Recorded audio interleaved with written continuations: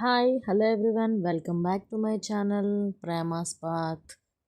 ఇప్పుడు నేను బీరకాయ ఎండు రొయ్యలు కూర అయితే చేస్తున్నానండి.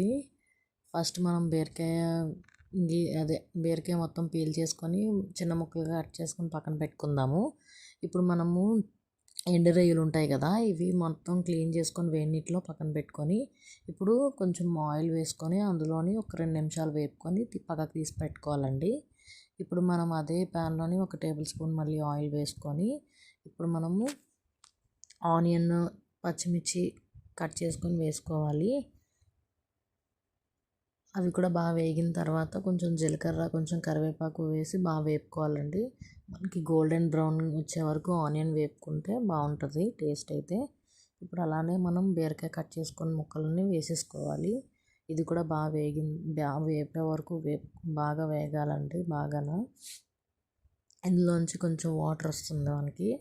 ఈ వాటర్ ఎప్పుడైతే వస్తుందో మనకి ఆ వాటర్తోనే ఉడికితే ఇంకా బాగుంటుంది. కాకపోతే నేను కొంచెం సాల్ట్ ఇప్పుడే వేసాను. సాల్ట్ వేసిన తర్వాత ఇంకొంచెం వాటర్ పైకి వచ్చింది. ఈ టైంలోనే మనం కారం కూడా వేసుకోవాలి. కొంచెం అల్లం వెల్లుల్లి పేస్ట్ కూడా వేసుకోవాలండి. అల్లం వెల్లుల్లి పేస్ట్ కూడా వేసుకొని కొంచెం కారం వేసుకొని బాగా వేపేసిన తర్వాత ఇప్పుడు మనం ఒక 2 నిమిషాలు మగ్గనిచ్చుకుందాము. చూసారా, కారం వేసిన తర్వాత కూడా మనకి వాటర్ వస్తుంది బయటికి. కొంచెం అన్నంలో కలుపుకోవాలి కాబట్టి మనం కొంచెం తర్వాత మిగిలిన తర్వాత కూడా ఉడకనివ్వాలి. ఉడకడానికి వాటర్ వేసుకోవాలి.